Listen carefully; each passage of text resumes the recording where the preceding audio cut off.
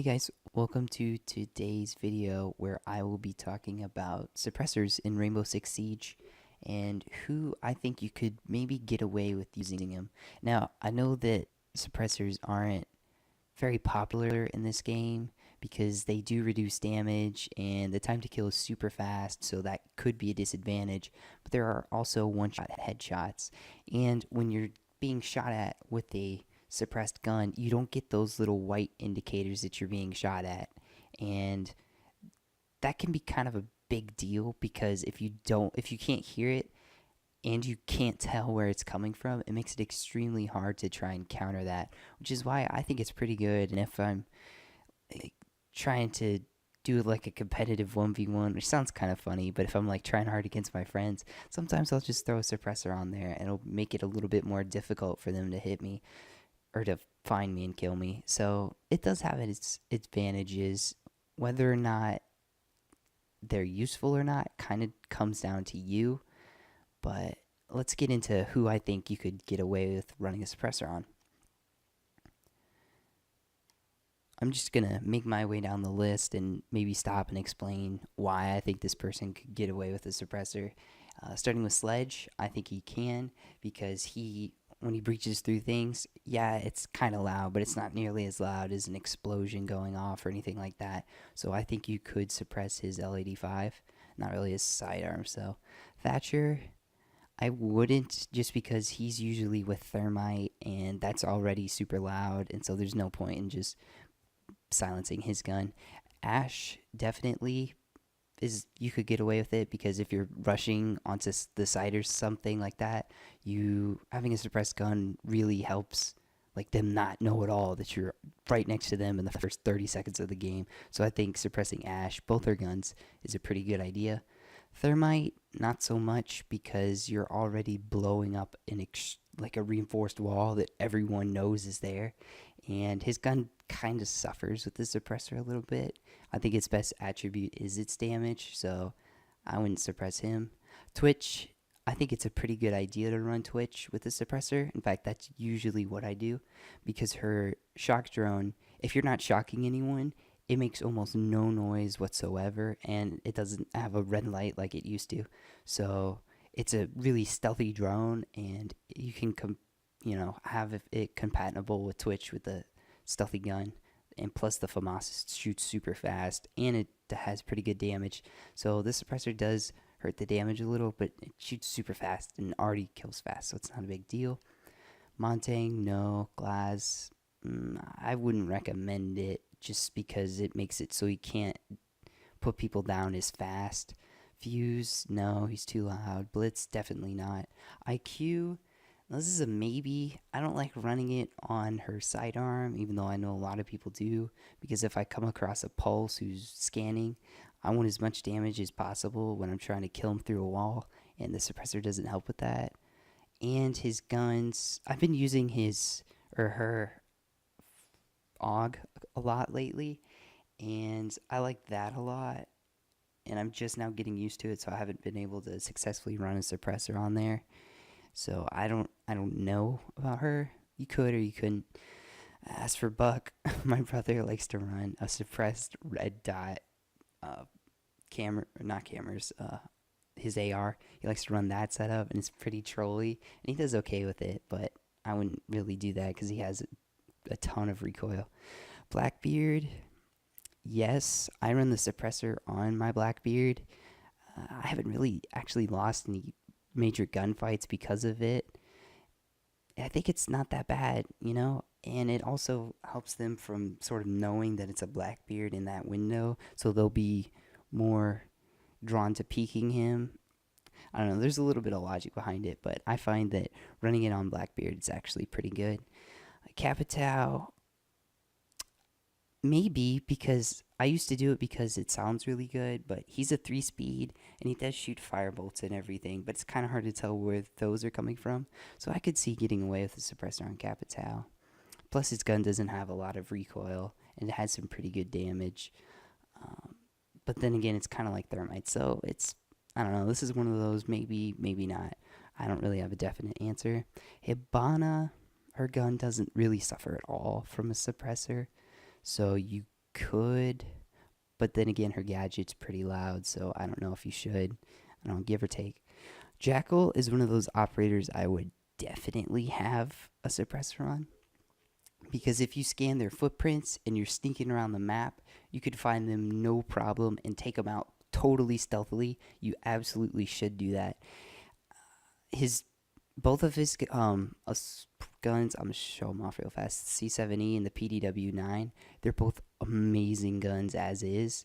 And the one downside to the suppressor on this thing, well, aside from the reduced damage and more recoil, it's just that it makes the barrel a little bit longer, which can be a little obnoxious. And if you're trying to play a little bit slower and methodically, it's not really gonna work out as well because you got that giant thing poking around corners. So just be mindful of that.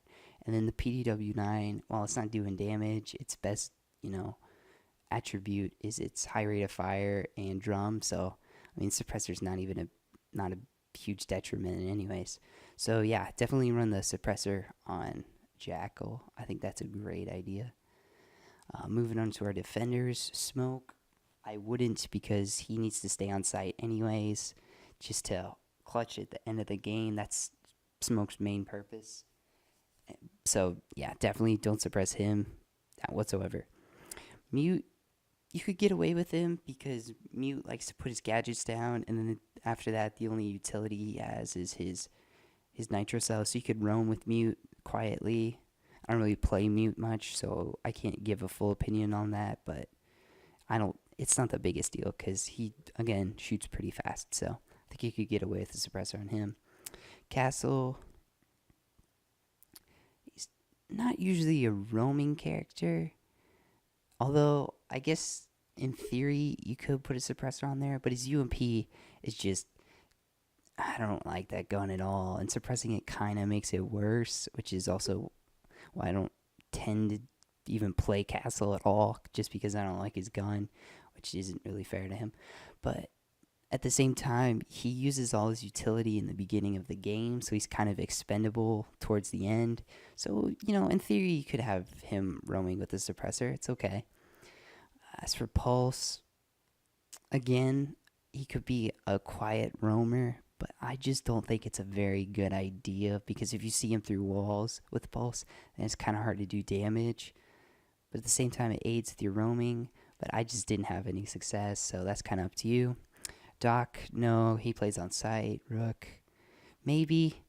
No, I wouldn't. I would just keep him on site without one. Capcan, nope, on site without one. Zachenka, no. Jager, this is one of the ones I'm leaning towards a suppressor. I watched a little bit of I've watched a lot of Pro League, and I've seen some teams run a suppressed Jager, and this was kind of before Jackal came out, so I'm not sure how that's going to change anything for them, but it's actually pretty good. It does take one more bullet to kill a lot of targets, though, and this gun doesn't shoot as fast as most of the other guns in the game, so you got to kind of deal with that, but at the same time, it's already an amazing gun, so it's not the hugest detriment. I don't know. I find myself just being as successful with and without, so I'm not sure.